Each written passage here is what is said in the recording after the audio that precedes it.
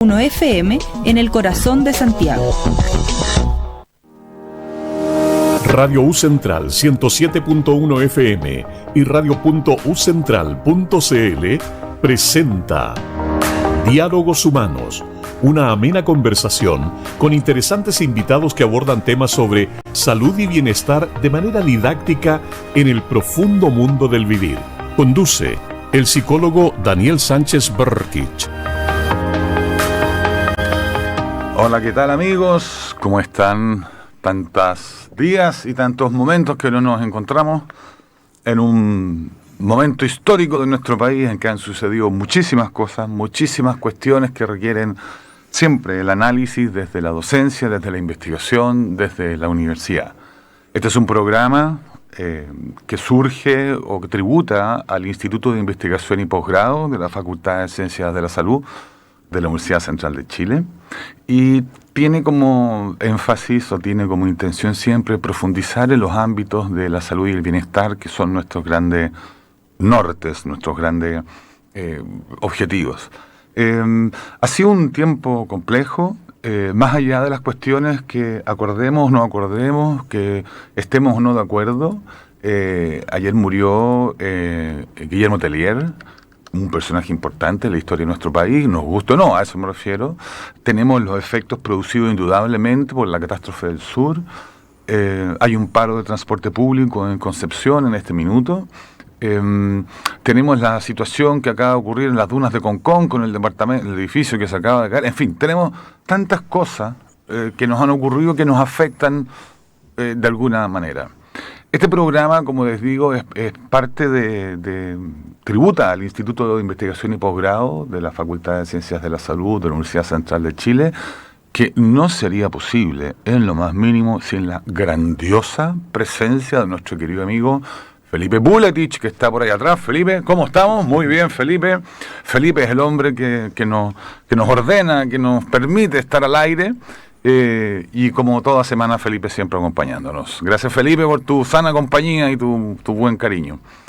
Hoy tengo un invitado, no sé cómo presentarlo, porque si yo he estado en los medios, mi invitado ha estado probablemente más veces en los medios que yo. Es un hombre joven, muy inquieto, muy interesante. Yo lo conozco hace 10 años, trabajamos acá en la universidad. Y no sé cómo presentarlo. ¿Cómo te quieres presentar? Como Ricardo Bascuñán, académico de la Universidad Central, psicólogo y por cierto también como colegas siempre trabajando juntos en pro del bienestar de las personas, informándolas también de aquellos aspectos de la investigación científica, socializando la información para que la gente pueda estar informada con información basada en evidencia y que sin duda nos permita construir comunidad, nos permita ir, ¿por qué no decirlo?, construyendo paz, construyendo mejores ambientes, construyendo sin duda también lugares en los cuales las personas puedan desarrollarse y puedan desarrollarse de la mejor manera posible, pues. Ricardo es además conductor de un programa de esta radio, entonces estamos como entre gitanos mirándonos las caras, somos los dos psicólogos, los dos conductores de un programa, los dos vinculados con el medio de la universidad, pero Ricardo tiene más juventud que yo, así que eso indudablemente, ¿cierto, Felipe? Eso indudablemente nos golpea. Ricardo es, cuando nos preguntamos por los colegas, Ricardo tiene una formación particular en clínica, tributas, corrígeme si me equivoco, al paradigma cognitivo-conductual. Integrativo. Con mucha, no sé si experiencia o mucho interés en trabajar en infancia y adolescencia. Sí, así es. Tienes un capítulo, un libro publicado hace poco tiempo, que me gustaría que habláramos un poco de eso también. Sin duda. Tienes una tremenda labor en vinculación con el medio, en la Facultad de Ciencias de la Salud, la Escuela de Psicología, lo que también me parece que es muy importante que podamos conversar, porque indudablemente cuando hacemos ciencia, la semana pasada conversábamos con el doctor Ricardo Hartley y es impresionante el mundo de la ciencia que está ¿cómo decirlo? Que está como fuera de nuestro radar desde la ciencia social, ¿no? La ciencia social es un poco más laxa, diría yo, qué sé yo. Pero Ricardo nos hablaba de una cuestión alucinante que tiene que ver con pruebas, con hipótesis, con esta área de la investigación de nuestra universidad, de nuestro instituto, que son aquellos que están investigando moléculas, semillas, vacunas. Es impresionante, es un mundo que quisiéramos siempre comentarlo y siempre tributarlo. Hoy quiero detenerme en este mundo que nos pertenece un poco más de la disciplina más de la psicología, pero en especial esto de la vinculación con el medio. Tú acabas de decir una palabra muy importante, con evidencia comprobada, ¿no? Sí. Un poco cuál es la labor que debiésemos desarrollar en el mundo de la ciencia con vinculación con el medio y por qué. Y luego, a partir de tu experiencia con la psicología y la clínica, el tiempo en que dirigiste el CAPSE, también nuestro centro de atención psicológica, quizás un poco tratar de detenernos un poquitito, en la medida que se pueda, de lo que acaba de ocurrir en las tragedias del sur. Yo estuve en Curicó el sábado ayudando ahí con palas, qué sé yo, y veía muchas situaciones que son súper difíciles de abordar para papás, mamás o cuidadores significativos que no tengan mucho conocimiento, al menos de la psicología. Yo soy bastante enemigo de que demos consejos a los psicólogos al aire, sino que más bien me parece súper sanador el poder entender conductas y entender comportamientos de los niños y niñas para ver cómo actuar. Claro, sin duda. Entonces, te invito a que partas donde tú quieras, en la infancia, en lo que acaba de ocurrir, vinculación con el medio. Este programa es tuyo, yo soy solamente un oyente más. Bueno, son diálogos humanos. Exactamente. Mira, a ver, varias cosas que yo creo que pueden ir ayudando como a ir, ¿cómo diciéndolo? Como un poco en esta cosa que yo le digo a los estudiantes, que es como, le llamo la metáfora del embudo, que partamos como de lo general a lo particular, Vamos. Vale decir, como de lo más grande a lo más específico. Yo recuerdo cuando, yo terminé de estudiar psicología el año 2001, pero en esta cosa como de una visión crítica de la formación que uno recibe, me llamaba la atención el poco contacto que muchas veces existía, ya por eso la cosa de lo que es vinculación con el medio, BCM de ahora en adelante, Sí. Respecto a que el conocimiento científico, ya la evidencia que uno puede ir encontrando, leyendo en diferentes artículos, tenía como una bajada, o dicho de otra forma, no se compartía mucho como con en este caso, como la gente con la comunidad en general, ¿ya? Por ejemplo, yo me acuerdo que mi tesis de pregrado, que la hice en temas clínicos, y en particular el abordaje del riesgo de suicidio, y me llamaba la atención de que una temática así tan relevante, uno la viera tan poco en la asignatura que existían en ese momento, y con mayor razón que los profesionales de la salud en general, ya no contaran muchas veces como con estos hallazgos. Por ejemplo, hasta el día de hoy se habla de lo que son los mitos en torno al tema del suicidio, sí. ¿Ya? Y en estos mitos, en esta cosa de que quien intenta, digamos, como quitarse la vida, ya como que estuviese llamando la atención, ¿ya? Que hasta el día de hoy ha ido disminuyendo, por cierto, ese prejuicio, porque no es que se está llamando la atención, porque podríamos hacerlo de diferentes formas, pero de una u otra forma también, valga la redundancia, algo le pasa a esa persona. Entonces, en virtud de eso, me acuerdo que claro, yo veía esta temática y me llamaba la atención que mirando el resto de las mallas de psicología en esos años, no se hablaba mucho también del tema, ¿ya? Siendo que existía una cantidad de investigaciones muy abundantes, sobre todo como para ir corrigiendo todo este lenguajear que tenía que ver como con el riesgo de suicidio. Hoy día está mucho más, en este caso, no sé si decir familiarizado, pero la gente tiene otro nivel de preocupación a la temática. Entonces, claro, me acuerdo que cuando, por ejemplo, luego cursé el programa de Magíster en Salud Pública, comencé a ver también allí que existían una serie de conocimientos ya y de evidencias que las personas eran muy bueno que los conocieran, pero que no los conocían. Sí, claro. ¿Ya? Por ejemplo, me acuerdo lo que eran como los objetivos sanitarios que planteaba el Ministerio de Salud para la década 2000-2010, donde de los 4 objetivos, uno de ellos era enfrentar los desafíos que tenían que ver con el envejecimiento de la población. Entonces, claro, me acuerdo, qué sé yo, en comidas, asados, hablando un poco de adultez mayor, y un poco como que las personas empezaban a mostrar estas ganas de querer aprender.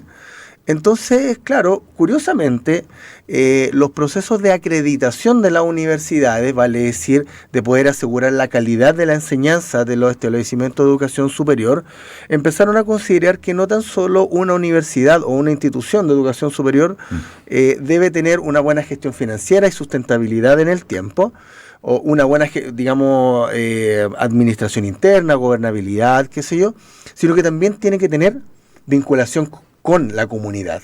De una u otra manera, los hallazgos, lo que se va haciendo en docencia y en investigación, tú lo sabes muy bien, Daniel, debe haber un compromiso de devolver a la comunidad lo que uno está recibiendo y lo que se está encontrando, digamos, la evidencia científica. Y si no devolvemos eso, o si no lo socializamos, estaría la universidad como institución, no nuestra universidad, la universidad como institución con una pata coja en el fondo, porque la acreditación nos exige a las instituciones vincularnos con el medio. Nos exige. Perdón, Ricardo, tan importante como la docencia, la gestión y la investigación, debemos sí o sí vincular eso a la comunidad en la que habitamos. Exactamente. Perfecto. Entonces, investigación, que es otro de los elementos que, por cierto, como tú muy bien lo nombras, debe formar parte de las casas de estudio. Por ejemplo, en el caso de psicología, el centro de atención psicológica es un centro de vinculación con el medio. ¿Por qué? Porque de una u otra manera, si bien los estudiantes llegan a hacer sus prácticas profesionales allí, son apoyados por supervisores o académicos que por lo general tienen una muy buena y destacada trayectoria, y por lo tanto, en ese sentido, y esto es lo bonito, por ejemplo, de un centro de atención psicológica, habitualmente la gente que llega a atenderse acá no es la gente que tiene más recursos, ¿se entiende? No es la gente que dentro de la gradiente socioeconómica cuenta con un mayor ingreso per cápita, ya, sino que por el contrario, es gente que tiene una serie de factores, desde menores ingresos económicos, desde problemas asociados a vivienda, y gente que a veces en las listas de espera que existen en algunos consultorios de salud mental, como los COSAM, ya tiene que esperar a veces una atención frecuente que no es tan frecuente, sino que pueden ser 3 semanas una vez al mes debido a la alta demanda que hay. Lo que es improcedente, entonces, por donde uno lo mire, claro. Entonces, claro, bajo esa perspectiva, por ejemplo, en esta cosa de la formación de salud pública, bueno, también por cierto en mi formación como psicólogo clínico, pero por ejemplo, una de las cosas que aprendí en toda esta cosa de vincularse con el medio, también no tan solo tiene que ver con cómo tú retribuyes, digamos, en este sentido que la gente viene a un centro de atención psicológica, por cierto, apostando a que reciba una mejor atención, a atención más frecuente, qué sé yo, atención más puntual, sino que también, y esto es parte de una publicación que yo realicé el 2013, que tenía que ver con que los centros de atención psicológica tenían que ser considerados por el Ministerio de Salud como centros en los cuales no tan solo se tuviesen que certificar que cumplen con estándares mínimos de calidad, sino que también puedan ayudar a los COSAM a disminuir las listas de espera. Hay casos en los cuales, por cierto, requiere de un trabajo, digamos, no sé si llamarle como más intersectorial, pero en situaciones de violencia intrafamiliar, por cierto que el trabajo con carabineros, el trabajo con otras unidades del COSAM, al ser una parte digamos, como de la institución gubernamental, tiene más herramientas, pero los CAP se pueden ayudar a descongestionar esas listas de espera. Ahora nos encontramos, por ejemplo, que con este tema de que la ISAPRE han estado en el ojo del huracán, sí, claro, y la gente está migrando al FONASA, está ocurriendo, por lo tanto, que las instituciones públicas de prestación de servicios de salud, las listas de espera están aumentando. Están colapsando, claro. Nuevamente. Claro. Entonces, con mayor razón, centros de vinculación, en este caso, y de atención a la comunidad como un CAPSE, sin duda que contribuye a obviamente, a las políticas de salud mental de un país. A mí me parece muy interesante el concepto de devolverle a la comunidad, porque eso es finalmente... no sé si llamarlo vinculación con el medio, debiese haberse llamado retribución al medio, una cosa así, ¿no? En función de lo que tú dices, tú sabes que nosotros en el instituto tenemos un seminario permanente sobre salud y bienestar, tenemos reuniones o seminarios una vez al mes, tenemos este viernes uno justamente sobre envejecimiento saludable, que va a dictar la doctora Doris Esqueira, y viene el doctor Rafael Jara, que es presidente de la Sociedad Geriátrica de Chile. Están todas y todos invitados, por supuesto, pero hay que inscribirse para poder venir a diego.arancibia@ucentral.cl. Lo voy a repetir para este viernes, envejecimiento saludable, diego.arancibia@ucentral.cl, para que se inscriban los que puedan acompañarnos y quieran venir a las 11 de la mañana en nuestra universidad. Esto lo digo porque me acuerdo también que tú estabas hablando justamente del envejecimiento saludable. Pero si pensemos de la siguiente manera, este programa de radio también es vinculación con el medio. ¿Sí? Y el programa que conduces tú también, los lunes a las 11:30 de la mañana. ¿Y se llama? Conversemos de salud mental. Pero no iba a ser conversemos de motores diésel, por supuesto, aunque se podría, ¿no? Pero ¿por qué entendemos que una actividad como un seminario permanente, que la Escuela de Psicología también tiene uno, me parece, en género, el seminario permanente del instituto, las publicaciones que hacemos, los seminarios a los que asistimos, los programas de radio que hacemos, etcétera, CAPSE, etcétera, ¿por qué debiésemos entender esto como una devolución al medio? ¿Devolverle qué, en el fondo? Es mi gran pregunta. Mira, en esta cosa del embudo, sí, que había comentado, tiene que ver con lo siguiente. Cuando uno empieza a ver, al menos como yo entiendo, más allá de que puedan existir diferentes formas de gestionar una unidad, en este caso BCM, que dicho sea de paso, uno de mis objetivos tiene que ver con el contactarme con las juntas vecinales de la comuna de Santiago. Bien. Porque mi idea es que estas actividades la gente pueda asistir. ¿Sí? Para si no vamos a seguirnos quedando como dentro de mirando el ombligo. Sí, mirando el ombligo. Claro. ¿Por qué hablo en este caso como de retribuir? Porque claro, uno lo podría ver desde la perspectiva actual de las instituciones de educación superior versus la perspectiva histórica de las instituciones de educación superior. Si lo vemos desde lo actual, uno diría por qué la universidad tiene que devolverle a la sociedad. ¿En qué está confiando la sociedad? En que se están formando profesionales que obviamente buscan ejercer después en la sociedad civil, sí. Pero históricamente las universidades fueron concebidas como lugares en los cuales se tendría que generar conocimiento, sí, claro. Pero ese conocimiento no es para dejarlo encerrado en una biblioteca o dentro de los eventuales currículum que podrían tener antes, sino el objetivo era un poco iluminar o mostrar que las cosas podían funcionar diferente a como uno las podía entender. Por ejemplo, cuando se empieza, por ejemplo, en el siglo XV, ya cuando Nicolás Copérnico hace notar de que pareciera que el planeta Tierra no es el centro del universo, cosa muy extraña, ya, sino que era el Sol y que habían otros planetas, de una u otra manera lleva, por lo tanto, a que la forma en la cual se estaba concibiendo el mundo en ese momento tuviera un cambio. No sé si para bien o para mal, porque quizás podríamos haber seguido, digamos, como dentro de una visión religiosa solamente, ¿ya? Cuando, por ejemplo, nos encontramos con que posteriormente Charles Darwin, qué sé yo, en el siglo XVIII, más o menos, XIX, ya hace notar de que hay toda una continuidad evolutiva, de que en el fondo no es que nosotros seamos diferentes de los perros, qué sé yo, de los gatos, de los chimpancés, sino que en el fondo hay cosas que tenemos en común. Claro, después la investigación mostró y empezaron a aparecer una serie de estudios desde la química, qué sé yo, de otras disciplinas cuando empiezan a hablar del ADN, ¿ya?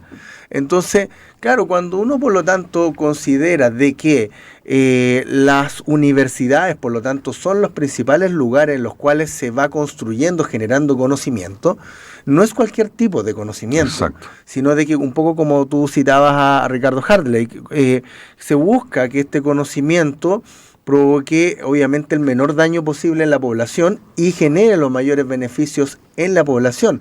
Y quizá el ejemplo más ajustado a lo que nos sucedió hace unos años atrás con el tema de la pandemia, cuando de una u otra manera había que inventar una vacuna que pudiera inmunizarnos, sí, claro, ya frente al COVID-19, la investigación y las universidades del mundo fueron las que estuvieron allí al pie del cañón para elaborar una vacuna, y hoy día estar hablando en el fondo de que uno se puede contagiar de COVID como de cualquier otro tipo de enfermedad. Sí, claro. Existen las vacunas y por lo tanto de una u otra forma es el retribuir por lo tanto en este caso al mundo, en la lógica de que uno devuelve y entrega en este caso al mundo en el que vivimos información a partir de la experiencia que se está teniendo, pero un conocimiento que ya ha sido validado científicamente, que ha pasado por diferentes tipos de, qué sé yo, a veces de ensayos experimentales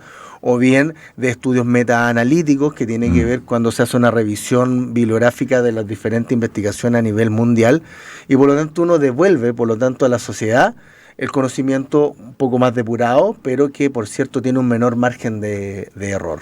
Podría pensarse en ese sentido que escribir un paper es también una manera de vincular, ¿no? De abrir el conocimiento, de ofrendarlo, por así decirlo, de una manera bastante quejotesca, ¿no? Porque también es un imperativo en la ciencia tener que escribir. Pero tú tienes mucha razón cuando decimos, bueno, ¿cuál es el sentido que tiene la ciencia si la ciencia no contribuye al desarrollo de la humanidad? ¿Qué sentido tiene hacer una vacuna? Lo vamos a conversar con los investigadores que están metidos en las vacunas. ¿Qué sentido tiene una vacuna que solo va a ser administrada por una empresa farmacéutica, ¿cierto? Esto de COVID se instala, se suma sobre todo un desarrollo tecnológico que venía ocurriendo en el mundo. Se pagó la vacuna, si la vacuna no fue gratis para nosotros. El presidente Piñera compró una cantidad de vacunas que, bueno, el tipo puso el ojo más adelante de lo que queríamos. Pero también en psicología, también en sociología, en antropología, en otro tipo de ciencia, es necesario, como bien dices tú, ¿no? Es como adquirir un conocimiento y guardarlo dentro de la cabeza, no tiene mucho objetivo, para algunos lo tendrá, pero si eso no está al servicio de la comunidad, si eso no está al servicio de quienes nos escuchan y nos miran en este minuto, decir, ¿sabes qué? Efectivamente, pareciera ser que hay algo de vinculación, hay algo de estar en el contexto, porque la universidad, como bien nos decía Derrida en el año 68, la universidad es sin condición. Acá se discute todo. Y todo aquello que se discuta con libertad y con autonomía, qué sé yo, tiene que poder generar espacios de discusión para poder romper paradigmas. Sí, pues. En la ruptura del paradigma hay una... nuestros invitados, cacha el bandejeo que hago, nuestros invitados cogen canciones que quieren que escuchemos y que representan un poco sus pensamientos, y yo estaba enviándole a Felipe las canciones que había escogido Ricardo, y Ricardo me escribe justo, yo le digo, mira, esto es increíble porque pusimos la misma juntos. Quiero que en ese quiebre de paradigma, en ese derrumbe de miradas, en eso que tiene que rehacerse nuevamente, nos cuentes por qué esta canción y preséntala tú mismo, porque es maravillosa. Bueno, Demoliendo Hoteles, un clásico de digamos, como de este tremendo artista, Charly García, que finalmente yo creo que a nivel latinoamericano, si no es el más grande, uno de los más destacados, desde hace más, quizás 40, 50 años haciendo 60, música. Yo. Por lo tanto hay que derribar algunos paradigmas para que aparezcan algunos nuevos. Vamos ahí, Charly García, Demoliendo Hoteles. Presentando en Radio U Central, Diálogos Humanos. Una amena conversación respecto al profundo mundo del vivir. Conduce el psicólogo Daniel Sánchez Berkich.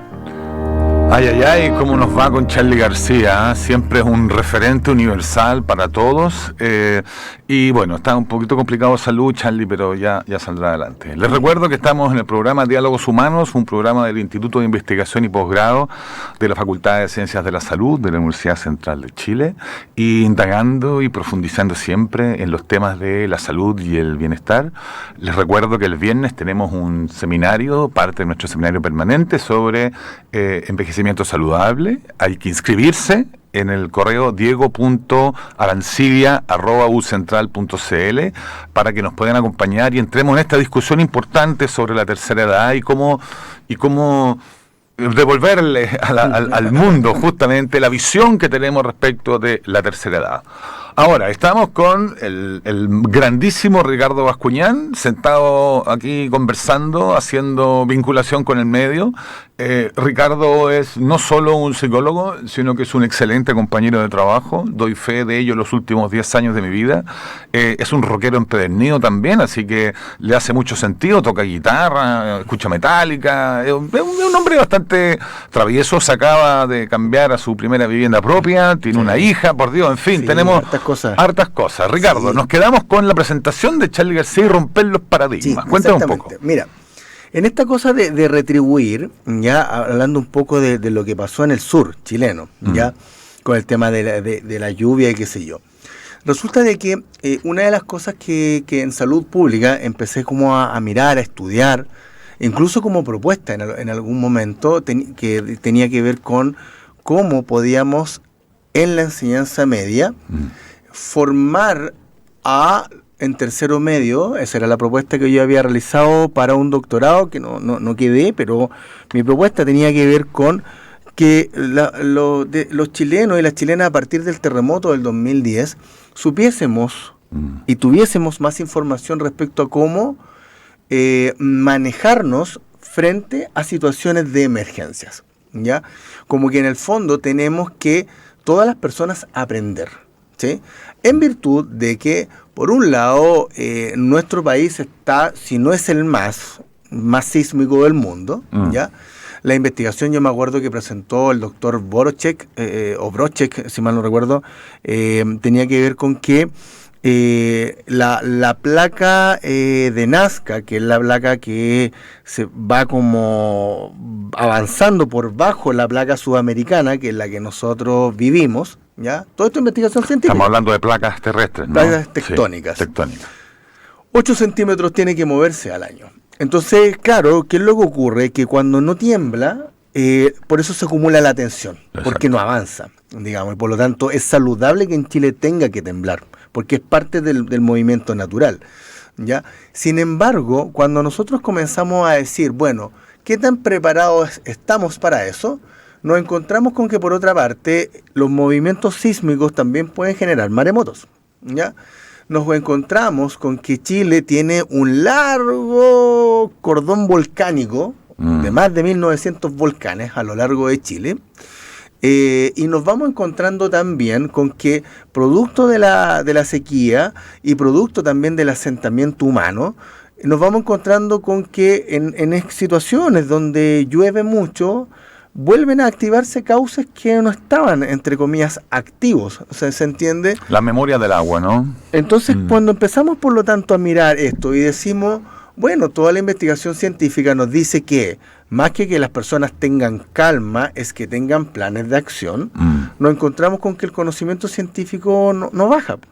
O sea, ya, no, por ejemplo, yo me acuerdo que cuando estuve con el doctor Alberto Maturana, que estaba en la ONEMI, desafortunadamente dejó sus funciones antes del terremoto del 27F, y él por ejemplo, nos comentaba de la paradoja de la prevención. Y que yo me acuerdo que cuando fui su estudiante, tanto en el programa de magíster como también en cursos que él dictaba, aquí se le llamaba la paradoja de la prevención. Y él nos explicaba que si la gente no ve daños, deja de prevenir. Percibir, claro. Y por lo tanto, de una u otra manera, todos los aprendizajes que uno obtuvo para el 27F, vale decir, tener una linterna con pilas, tener una radio, tener efectivo, tener agua, tarjetas de chip de celular, qué sé yo, tener una tetera, qué sé yo, para hervir el agua, lo que sea, nos vamos encontrando, por lo tanto, con un país que tiene un nivel de riesgo importante, y aún así, y esto rompiendo los paradigmas, porque habitualmente una de las grandes quejas que tienen los investigadores tiene que ver con que la toma de decisiones y la creación de políticas muchas veces no considera, o al menos considera de forma muy sesgada, las investigaciones. La información científica. Y por lo tanto, uno se encuentra con que se hablaba de modificar desde los planos reguladores para el terremoto, se hablaba de la importancia de la fiscalización, se hablaba de la importancia de destinar un fondo de emergencia, en fin. Entonces uno dice, bueno, ¿en qué habrá quedado eso? ¿Habrá bajado la información científica? Por lo tanto, el paradigma a romper tiene que ver, por lo tanto, con cómo las políticas públicas en general tienen que ir basándose en evidencia. Afortunadamente hay sectores, por ejemplo el sector salud, que ha ido elaborando guías clínicas para los diferentes problemas de salud, basado en evidencia, y que de una u otra manera a uno le dicen, cuando uno toma esas guías clínicas, lo que uno puede hacer porque tiene mejor pronóstico, tiene más beneficio para las personas, en términos de la relación costo-efectividad, resulta menos costoso y mucho más beneficioso para las personas, ¿ya? Por ejemplo, la semana pasada vino el Seremi de Salud, Gonzalo Soto Brandt, que dicho sea de paso es psicólogo y exalumno de nuestra casa de estudio, y él nos comentaba de que en el tiempo se había perdido algo que la evidencia había mostrado para el abordaje de la depresión, que por cierto depende también de factores sociales como el trabajo, qué sé yo, sin duda que hay una serie de factores que están detrás de la depresión, ¿ya? Pero él comentaba de que la evidencia de la guía clínica mostraba la importancia de hacer terapias grupales que nos permitían poder disminuir la lista de espera, nos permitían poder generar redes de apoyo entre las personas. Tenía evidencia, pero todavía seguíamos en la cosa uno a uno. Sí, claro. Entonces, este romper paradigma, por lo tanto, involucra de que el uso de la investigación científica es relevante, pero algo pasa que no tan solo los tomadores de decisiones a veces no consideran, no digo que sean todos los casos, por eso digo a veces, sino que también la costumbre de acercarnos también al conocimiento científico se ha ido perdiendo, y una de las cosas que al igual tú como académico has ido observando, y que pasa en casi todas las casas de estudio en general, que los estudiantes están leyendo menos. Sí, claro. Ya se están nutriendo más de la información más rápida de TikTok o Instagram, ya, y uno dice, pero se supone que uno debería acceder al conocimiento de otra forma. Entonces el paradigma a vencer, y claro, nos encontramos ahora con lo que pasó con estas lluvias, que dicho sea de paso, viene un nuevo sistema frontal de varios días, ya, que obviamente afecta a los más pobres, en fin, a las comunidades en las cuales los sitios eran más baratos o gratuitos para construir. Y nos encontramos con que la gente está en una situación de vulnerabilidad importante. Entonces, dicho esto, por lo tanto, nos encontramos con que, claro, hubo ciudades que el agua subió mucho, Santa Cruz, por ejemplo. Entonces uno dice, bueno, ¿qué pasó allí con la vinculación con el medio? ¿Qué es lo que pasó allí con que las universidades no lograron hacer notar esto, de que tiene que ver con la investigación científica? Y nos vamos encontrando, claro, como con este eslabón que habría que conectar con respecto a cómo desde las políticas públicas o desde el accionar, desde municipalidades, desde gobiernos regionales, se pueda, por lo tanto, intervenir y prevenir. Pero como no se ven estas cosas, no se previenen. El tema de la prevención es un tema tremendo, y el tema de la psicología de la emergencia también. Nosotros tenemos un tremendo psicólogo especialista en psicología de la emergencia, el gran Claudio Barrales. Que es presidente de la Sociedad Chilena de Psicología en Emergencia y Desastre. Es muy interesante las conversas que hemos logrado tener con Claudio en los pasillos y tal. Esperamos poder invitarlo para acá también, para que nos hable un poco de cómo enfrentar esta dificultad. Yo sé que ahora está súper ocupado, así que vamos a pedirle un horario para que nos venga a acompañar.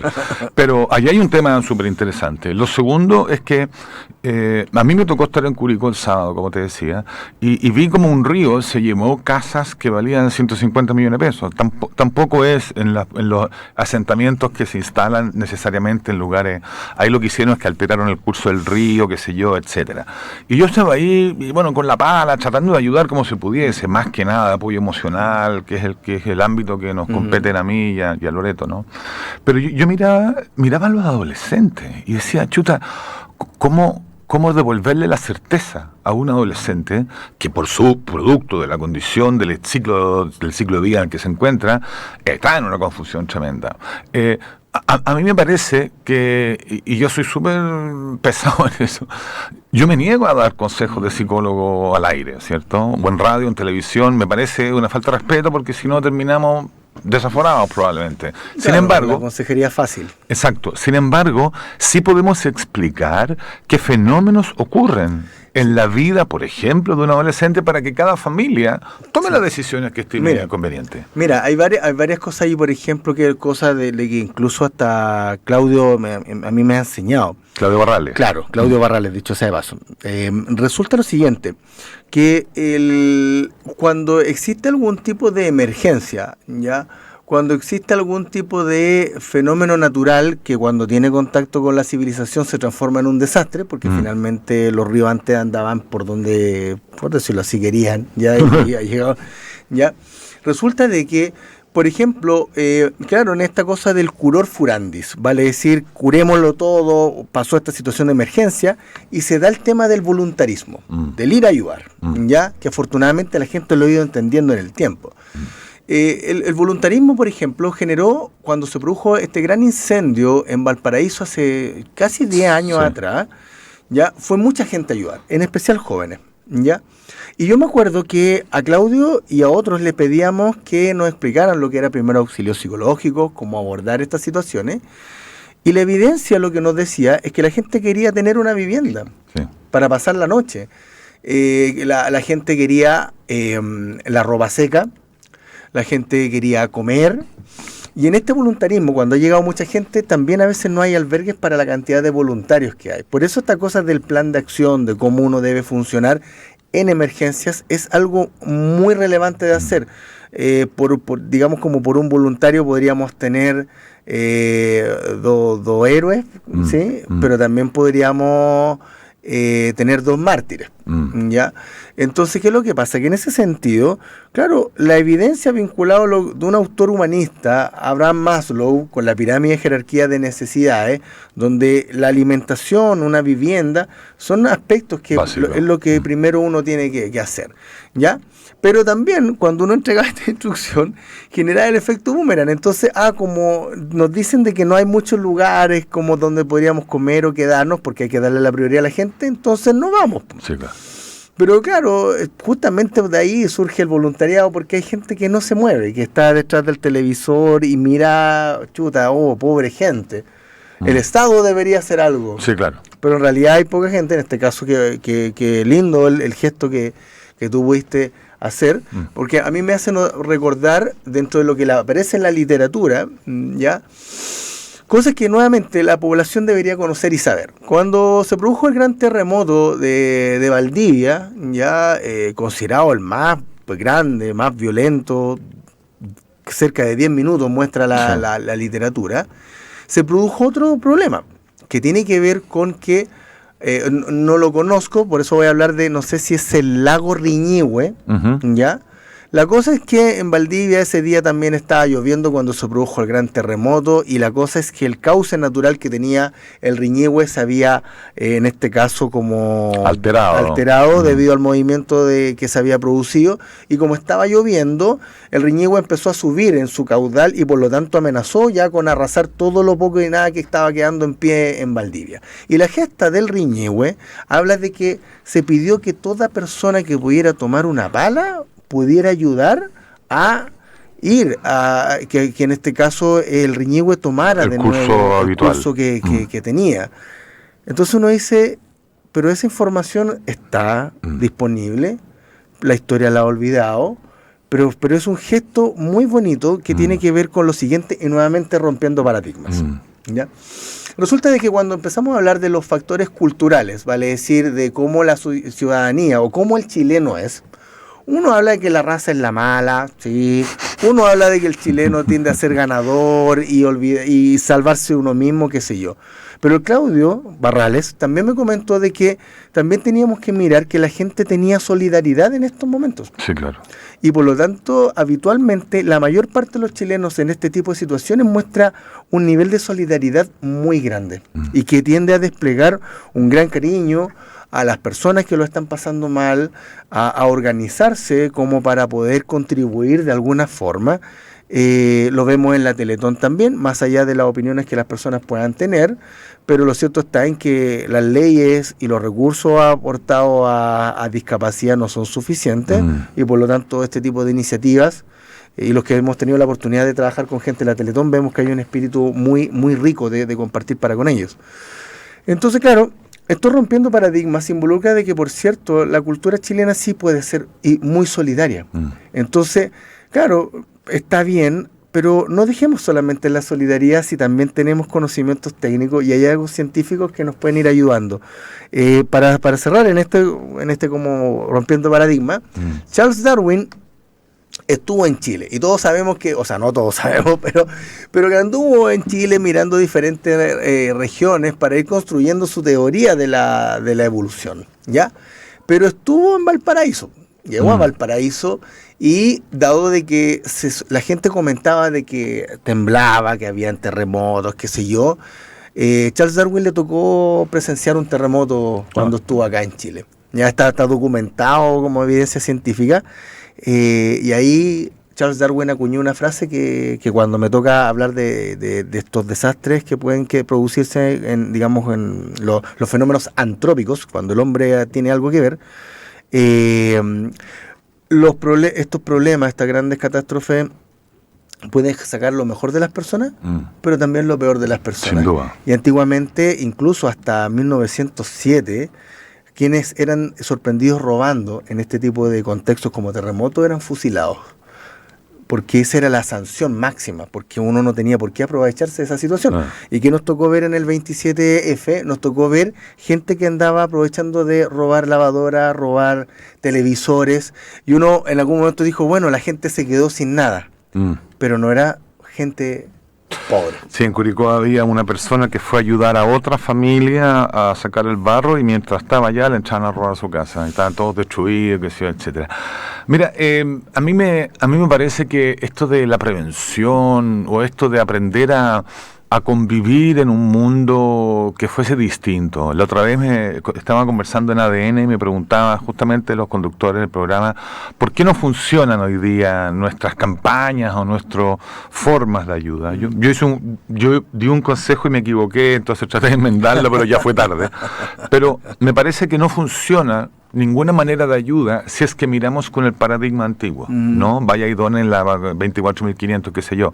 Hoy día hay otro tipo de liderazgos, hay otro tipo de vehículos, de formas, de medios de comunicarnos, de manera de vincularnos, y esas maneras de vincularnos fundamentalmente digitales son las que nos permiten como hacer masas críticas. Sin embargo, caemos en lo que bien decías tú, en la dificultad de que las personas nos informemos solo a través de una red, lo que deja que la comunicación o la información sea siempre la superficie, ¿no? Y no meternos en profundidad, por ejemplo, lo que se escribe en investigación. Hay una pelea, no sé si una pelea, pero hay una necesidad imperiosa de abrir el conocimiento lo más posible. Los artículos open access, así como ahí está el artículo, léalo, utilícelo y qué sé yo, lo mismo que hacemos con todo lo que tratamos de escribir, con todo lo que tratamos de difundir, para que se produzca este gran cambio de paradigma que dices tú.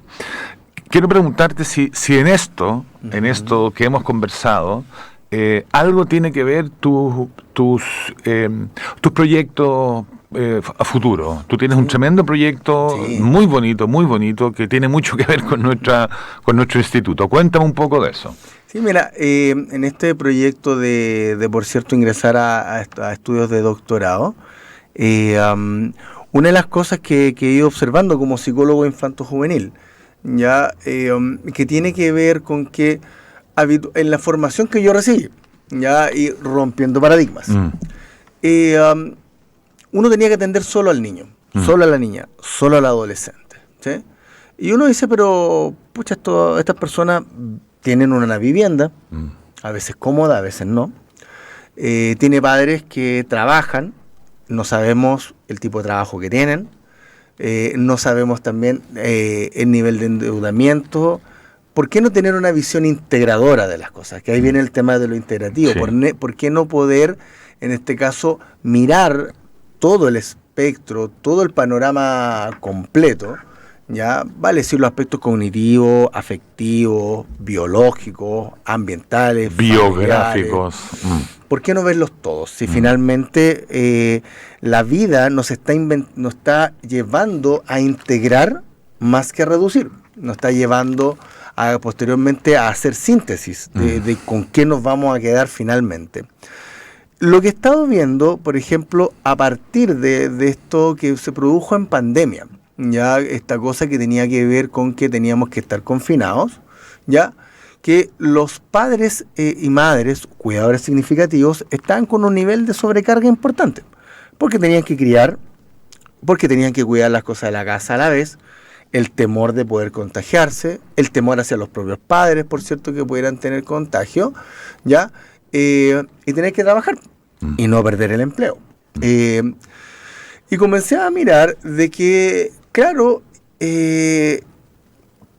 como adultos, lo que nos ocurre en el día a día en nuestro mundo del trabajo, no nos afectará en la forma de criar, no nos afectará en la forma en la cual tendremos nuestra relación de pareja, o si yo tengo una pareja espectacular, puedo aguantar cualquier cosa que suceda en el trabajo porque tengo una pareja espectacular o tengo una familia espectacular y por eso puedo soportar un trabajo precarizado. Yo me atrevería a decir que en esta cosa de la integración, sin duda que el mundo del trabajo, por lo tanto, tiene un impacto importante en nuestro funcionamiento psicológico y por lo tanto también en la relación con nuestros hijos, con nuestra pareja, con nuestra familia.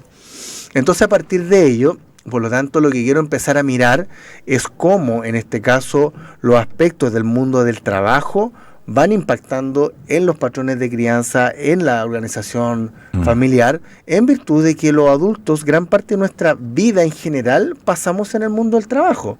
Vale decir, si empezamos a trabajar a los 20, voy a inventar por el número 25 años, terminamos de estudiar o qué sé yo, a los 25 años, y jubilamos a los 65, son 40 años de nuestra vida que estamos trabajando. Sí. 40 años que vemos de todo.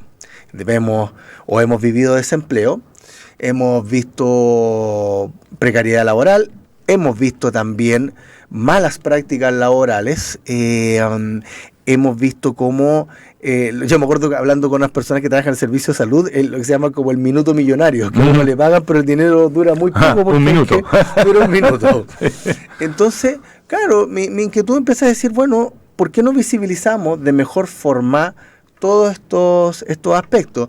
Por ejemplo, se hizo notar mucho en pandemia lo que se llamaba la doble presencia. Que la Asociación Chilena de Seguridad, la Mutual de Seguridad, empezaban a hablar de esto, de que uno estaba presente en dos lugares al mismo tiempo, el mundo del trabajo y el mundo, en este caso, familiar y la casa.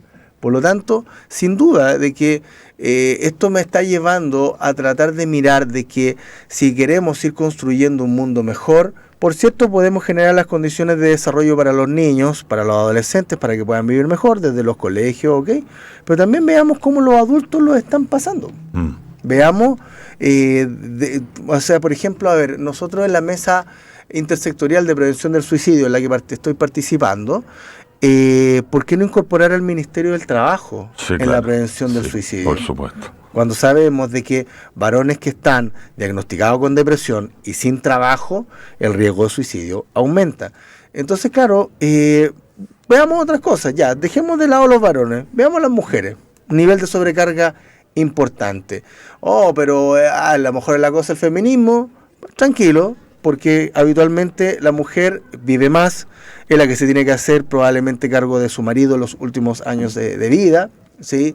Nos encontramos con el síndrome del cuidador, por ejemplo, donde a veces a los adultos nos toca cuidar a nuestros propios padres. Y es muy terrible, estresante. Y por lo tanto empezamos a mirar, bueno, ¿qué hacemos con los adultos? ¿Cómo está funcionando entonces en este caso este mundo laboral? Mostremos investigaciones, mostremos evidencia para generar, obviamente, las mejores condiciones. Y que si uno lo tiene que mirar desde una cosa, desde la productividad, un trabajador contento puede rendir y rendir más. Asumimos también que el cambio social no siempre deviene porque sí, sino que muchas veces las mismas revoluciones científicas son las que van generando estos saltos que nos permiten mirar el mundo de otra manera, ciertos autores que nos golpean, como apareció, no sé, Maturana y tantos otros más, Franco, el Naranjo acá mismo en Chile, ¿no? Que nos empiezan a mostrar un mundo completamente distinto. Hay fenómenos que ocurren como lo que tú acabas de mencionar, el cambio de ministerio, el cambio del ministro, qué sé yo, ¿no? O los mismos cambios de gobierno. Yo ayer miraba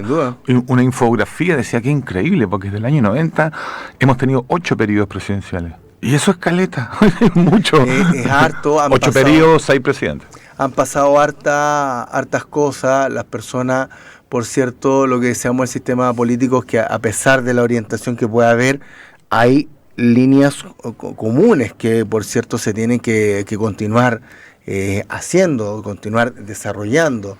Tiempos difíciles, tiempos fáciles, los ciclos de la economía, pero de una u otra manera se supone que las personas tenemos que estar bien preparadas, sí. Y en virtud de eso, por lo tanto, esta cosa de cómo aplicar el conocimiento científico, claro, por cierto, es parte de los desafíos, porque finalmente, al menos en las capacitaciones que yo he visto o que yo he observado, en las que he participado, tanto como expositor, como asistente, como organizador, por ejemplo, habitualmente el personal de salud que está en la primera línea hace notar de que una cosa es la teoría y otra es la práctica. Y otra es la práctica. Los por profes tanto, también, ¿no? Y claro, y por lo tanto la idea es cómo irse, en este caso, acercando y disminuyendo estas brechas, porque de una u otra manera, finalmente, nuestro público objetivo es la población, es la ciudadanía. Ricardo, y eso tiene que ver con tu proyecto doctoral, ¿no? Sí, para allá van los dados cargados. Bien. Pretendo desde la integración, desde el enfoque supraparadigmático, que es donde yo me muevo, donde uno integra toda la evidencia científica en lo clínico, lo voy a conectar con todo este mundo del trabajo. Ricardo, una pregunta que me parece importante para nuestra audiencia, que también decide emprender estos viajes hermosos de los estudios. ¿Cuántos años tienes tú? 46 voy a cumplir en diciembre. Muy bien. El 11 de diciembre, significa, por si me quieren regalar algo. Un cuaderno para escribir el doctorado. Significa que a los 46 años, con una familia formada, constituida, digamos, es posible empezar este tipo de emprendimientos que nos permitan romper los paradigmas. Quiero decir dos cosas. La primera es que se nos pasó el tiempo. Mira cómo estamos terminando. Conversar con Ricardo es siempre muy fantástico. Recordar, a ver si nos puedes acompañar también, Ricardo, este viernes en nuestro segundo ciclo del seminario permanente sobre salud y bienestar. Vamos a tener un seminario sobre envejecimiento saludable. Hay que inscribirse en el correo diego.arancibia@ucentral.cl.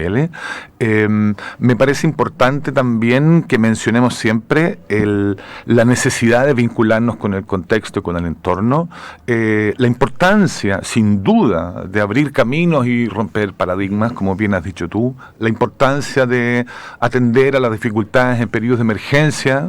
Vamos a invitar al gran Claudio Barrala que nos venga a acompañar también. Me parece que hemos dado un clavo hoy día en muchas cosas. La ciencia no puede avanzar si es que no es capaz de socializar.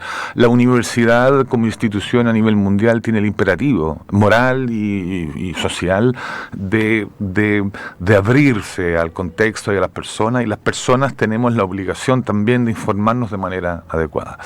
Antes de que pongamos esta canción que te pone en dos mundos, ¿no? Que son tus dos grandes mundos, quiero pedirte si nos puedes recomendar una serie.